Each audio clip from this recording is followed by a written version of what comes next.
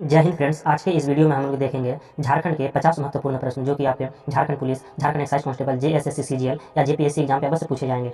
और झारखंड पे जो अभी चौकीदार की बहाली निकल कर आए हैं, जैसे कि साहिबगंज जिला संबंधित चौकीदार बहाली, तो इन्हीं जीके में से अवश्य पूछे जाएंगे। तो हमारा आज की क्लास का पहला सवाल है कि महाभारत के दिग्विजय पर्व में झारखंड क्षेत्र को क्या कहा गया है। महाभारत के दिग्विजय पर्व में झारखंड क्षेत्र को क्या कहा गया है, तो पुंडरीक देश कहा गया है। अगला सवाल, रामगढ़ राज्य की स्थापना बागदेव सिंह ने कब की थी, तो 1368 ईस्वी में की है।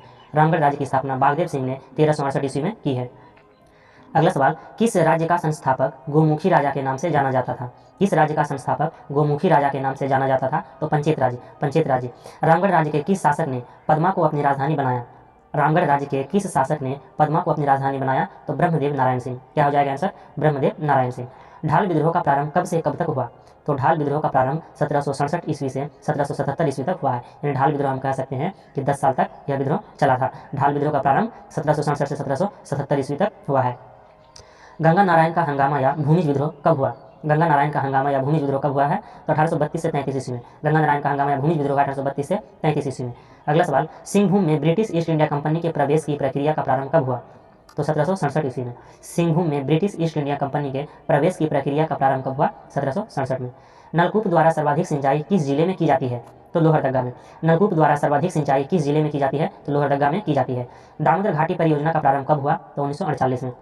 दामोदर घाटी परियोजना का प्रारंभ 1948 में हुआ है।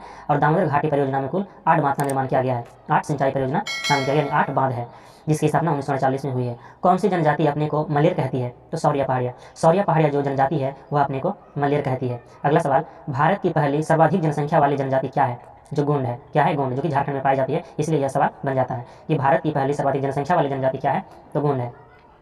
बंसीधर मंदिर झारखंड के किस जिले में है, तो गढ़वा में है। बंसीधर मंदिर झारखंड के किस जिले में है, गढ़वा में है।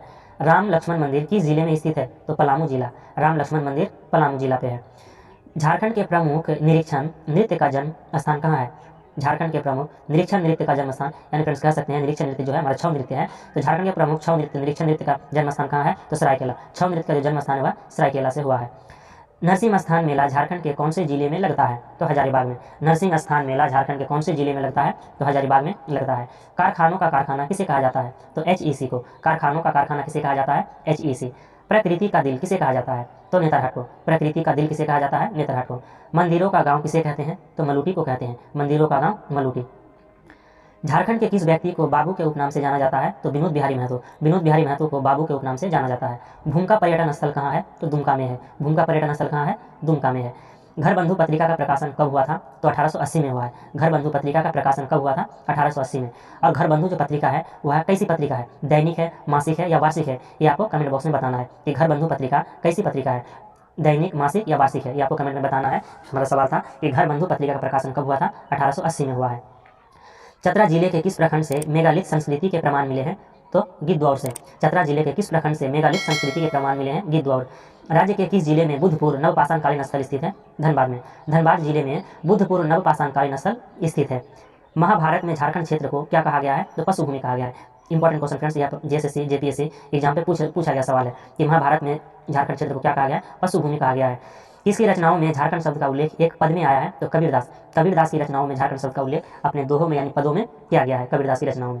अगला सवाल, झारखंड राज्य के किस ताम्रपाषाणकालीन स्थल से लोहे की आरी प्राप्त हुई है। झारखंड राज्य के किस ताम्रपाषाणकालीन स्थल से लोहे की आरी प्राप्त हुई है, तो बसिया से। बसिया से जो है फ्रेंड्स ताम्रपाषाणकालीन लोहे की आरी प्राप्त हुई है। अगला सवाल, किस जनजाति को झारखंड राज्य की सबसे प्राचीन जनजाति माना जाता है, तो बिरहोर को। बिरहोर को जो है सबसे प्राचीन जनजाति माना जाता है। झारखंड राज्य की सबसे प्राचीन जनजाति क्या है, तो बिरहोर है। झारखंड राज्य के किस नदी तट से खड़िया जनजाति की प्रथम बस्ती का प्रमाण मिलता है, तो दक्षिण कोयल नदी के तट से। दक्षिण कोयल नदी के तट से झारखंड राज्य के खड़िया जनजाति की प्रथम बस्ती का प्रमाण मिलता है। अगला सवाल, किस झारखंडी भाषा की समानता कन्नड़ से पाई जाती है, यानी झारखंडी भाषा कौन सी है जो उसकी समानता कन्नड़ से पाई जाती है, तो कुडुक है। कुडुक की समानता कन्नड़ से पाई जाती है। अगला सवाल, चतरा जिले के किस प्रखंड से मेगालिथ संस्कृति के प्रमाण मिले हैं, तो गिद्धौर से मिले हैं। राज्य के किस जिले में बुद्धपूर्व नवपाषाणकालीन स्थल स्थित है, तो धनबाद में स्थित है। राज्य के किस जिले में बुद्धपूर्व नवपाषाणकालीन स्थल स्थित है, धनबाद। महाभारत में झारखंड क्षेत्र को क्या कहा गया है, तो पशुभूमि कहा गया है। झारखंड राज्य के किस ताम्रपाषाणकालीन स्थल से लोहे की आरी प्राप्त हुई है, तो बसिया से प्राप्त हुई है। किस जनजाति को झारखंड राज्य की सबसे प्राचीन जनजाति माना जाता है, बिरहोर को प्राचीन जनजाति माना जाता है। झारखंड राज्य के किस नदी तट से खड़िया जनजाति की प्रथम बस्ती का प्रमाण मिला, दक्षिणी कोयल। फ्रेंड्स यहाँ पर क्वेश्चन रिपीट हो रहा है ताकि आपको इजीली याद हो जाए और आप रिपीट भी हो जाएगा ताकि आप भूलेंगे नहीं। किस झारखंडी भाषा की समानता कन्नड़ से पाई जाती है, तो कुडुक। आंसर क्या हो जाएंगे, कुडुक हो जाएंगे। तो फ्रेंड्स यहाँ पर हमारा टॉप 50 इंपॉर्टेंट क्वेश्चन समाप्त होता है। अगर आपको वीडियो पसंद आए तो लाइक कीजिए और चैनल पर नए तो सब्सक्राइब जरूर कीजिएगा और आप कमेंट करके जरूर बताइएगा जो मैंने सवाल आपसे पूछे हैं। मिलते हैं नेक्स्ट वीडियो लेकर बहुत जल्द। जय हिंद।